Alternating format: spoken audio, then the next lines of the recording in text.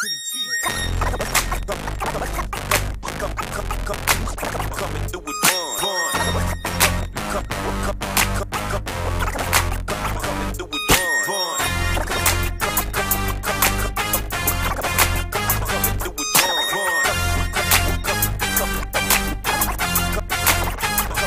He's gotta grab a shoe right next to him for a customer.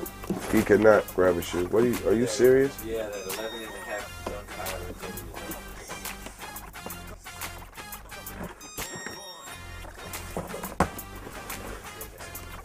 Let's make it happen. What are the odds? One of the odds, right? The one right next to you in the fucking room of I don't see exactly. You gotta love it. That's classic shit. Back on the blocks, nigga. Surfing them rocks, nigga. Rap with them blocks, and you know I'm keeping them cops, nigga. Ain't about that bullshit, cause I guess a lot of people got a lot of great stories about how people hooked up or whatever and how they met or whatever. Like, we grew up in a small town, so me and Pimp, we always knew each other. You know what I'm saying? Without really knowing who we were. I knew who he was because his mom was a librarian, his dad was the band director. So everybody knew who he was, you know what I'm saying? And everybody knew who I was because I was like the class clown around school and everything, you know what I'm saying? So we both had a mutual friends, and then eventually we just all kind of linked up, and he and I realized we had a lot in common, you know what I'm saying? We thought we knew who the other person was like, then when we got to know each other, we realized we were totally different from what we had already assumed about each other, and we just kind of clicked instantly. Back when we first started recording, well, for one, studio time was different back then. It wasn't digital, it was analog.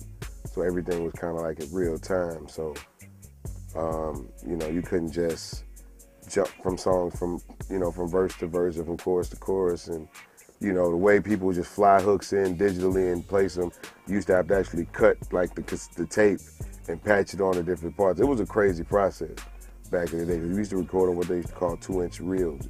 Every now and then you'll see them where, people are trying to exercise it out, but we used to record on like 2-inch reel, which was like basically this big ass cassette player, you know what I'm saying? Almost like a film reel type situation. And, if you mess up your verse and you had to go back to the beginning, it wasn't like Pro Tools, you know what I'm saying? You had to really rewind the song all the way back, you know what I'm saying, to the beginning, just like you would rewind a cassette, then have to try to catch it right where you wanted to. It was a mess. So that kind of thing, and with us working with our own money, it taught us to strive for perfection lyrically. Like, we ain't got time to be in here all day laying these vocals, man. Get in there, do your verse, and get out. You know what I'm saying? So, we just spent a lot of time really just feeling our way through a lot of things. Pimp as a producer and a musician, wanting to incorporate more things into the music and really not having the ability to be in the studio as long as we wanted to. And we started, because of that, we put more into our pre-production at home, and started really figuring out how to have everything structured as possible before we even went to the studio, because that'd save time and money. And, just really trying to physically cut the corners that digitally you don't have to today. I mean, there's a lot of young cats coming out today. I see them every day. There's almost nowhere I've ever been that there wasn't an MC or producer there waiting for me. Everybody does what you do. And it's real hard for you to be able to stand out right now. You gotta make sure that you find your own place and your own identity. You cannot try to come into the game being the next so-and-so, because that's not how they came into the game. You have to find out how, what you feel inside and what you think relates to the world, but who you are is an individual to yourself. It's like I say, it's real hard.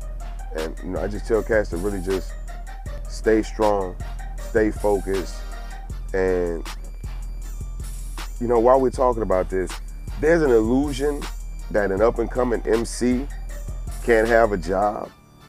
I don't know who started this or whatever, or who told somebody that just because you rap or make beats that you too good to get a job. Like, if you got kids, if you got bills, if you got responsibilities, don't play with them, fronting like you somebody. It's people in the game that need side hustles and get side hustles. People ain't just making t-shirts and shoes because they fashionable. They doing it for outside, compensation. People trying to make money nowadays. So don't play with yourself and don't play with your life, and definitely don't play with other people's lives, man. Be real about the world. Every day was a Pimp C story. Some days with several Pimp C stories. You know, whether you go to the mall, like Pimp C didn't just go to the mall like everybody else. You know what I'm saying? Like, you know, he had to get fresh to get fresh. You know what I'm saying? Every day was a movie, man. You know, I look back on, you know, like all the times we used to laugh about things. And I remember how he would look at TV and say, man, this dude ain't jamming. I'm gonna have to tell him when I see him, he ain't jamming if he asks me. And then the dude would see him and be like, hey, 50, what's up, man? Yeah, I got this new record, man. Have you heard it? Yeah, I heard it. Oh, you like it? Nah, homie, I don't like it. Like, they gave you the wrong drums. They should have never let you rap to them drums, but what we need to do is get you in the studio and get your drums right. You know, they would throw people off a little bit because people wouldn't know how to accept that. You know what I'm saying? Because it's hard for people to accept criticism that they weren't really looking for. You know what I'm saying? Because people ask you what you think, but that's not what they really want to know. You know what I'm saying? And but that wasn't Pimp C at all. And you know, just it's not the stories that I have, but it's the stories that always fascinate me is how so many people on the street would be like, hey man, I met Pimp C and I told him this and he told me this, man, and I remember it to this day and it sticks with me and now this is all that. And you know, it's amazing how many people's lives he touched in this world, you know.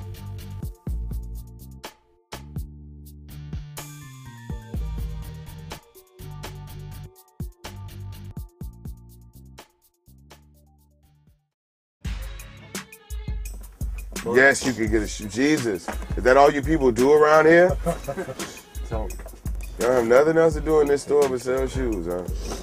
That's sad. That's sad. When's the last time you planted a tree, my friend?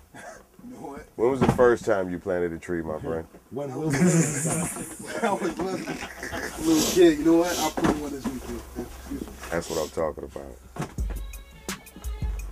You just helped make CO2, people. You ready? Yeah, we good. We ready? Yeah. All right.